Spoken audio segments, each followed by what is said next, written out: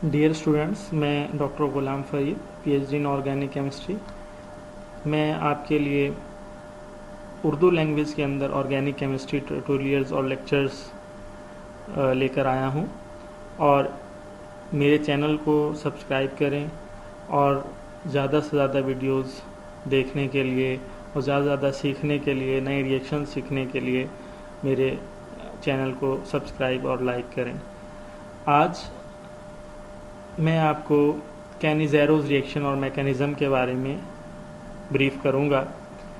उम्मीद करता हूं कि आप लोगों को उर्दू ज़बान में बहुत आसानी से कैनिज़ेरोस रिएक्शन और मैकेनिज़्म समझ में आ जाएगा, क्योंकि बहुत सारे स्टूडेंट्स ऐसे होते हैं जिनको इंग्लिश जो है बहुत जल्दी समझ में नहीं आती। बहुत सारे वर्ड्स ऐसे होते हैं जो समझ में नहीं आते।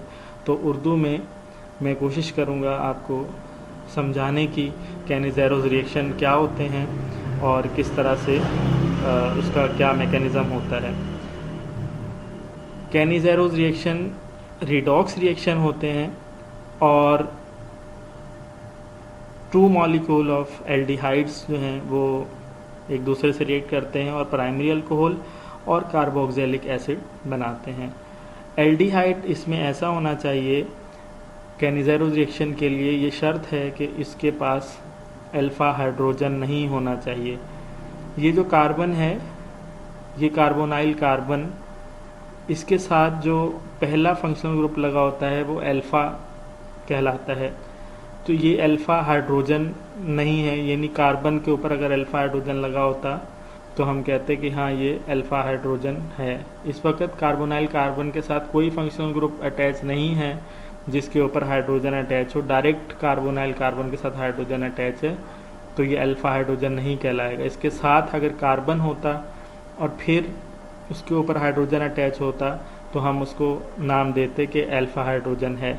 सबसे बेहतरीन मिसाल ये है कि बेंज़ल्डिहाइड के अंदर अगर आप देखें तो कार्बोनाइल जिस बेंजीन रिंग के साथ अटैच होता है, जिस कार्बन के साथ अटैच होता है, उसके पास कोई हाइड्रोजन एक्स्ट्रा नहीं होता।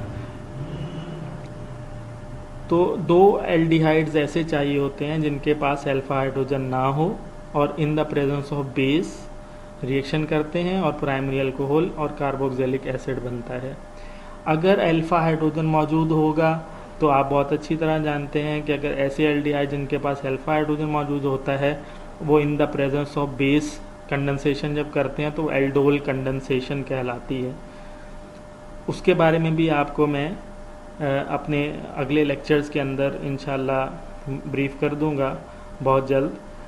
इसका मैकेनिज़्म मैं आपको ब्रीफ करता हूँ कि बेस जो है इलेक्ट्रॉन रिच स्पीशी होती है, वो कार्बोनाइल कार्बन जो इलेक्ट्रॉन डेफिशिएंट स्पीशी है उस पर अटैक करता है। और इसी तरह से ये डाई एनाइन जो है वो प्रोड्यूस होता है। ये डाई एनाइन प्रोडक्ट बहुत ही अनस्टेबल प्रोडक्ट होती है।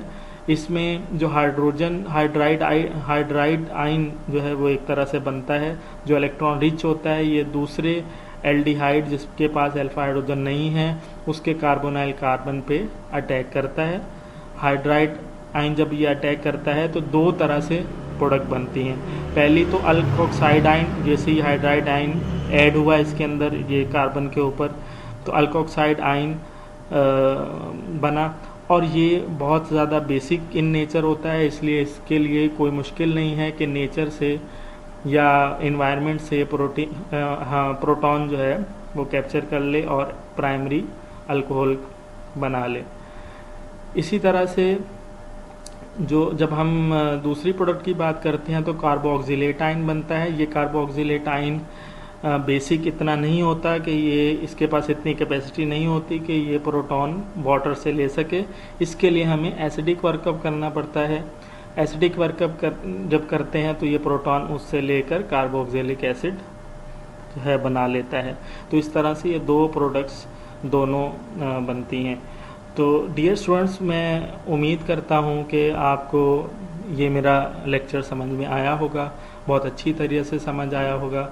और अगर कोई क्वेश्चन, कोई सवाल हो तो आप ज़रूर जो है मेरे चैनल के थ्रू आप मुझसे पूछ सकते हैं। इंशाल्लाह मैं बहुत जल्द मज़ीद लेक्चर लेकर हाज़िर होऊंगा। उम्मीद करता हूँ कि आप ज़रूर मेरे चैनल को सब्सक्राइब करेंगे। Thank you very much.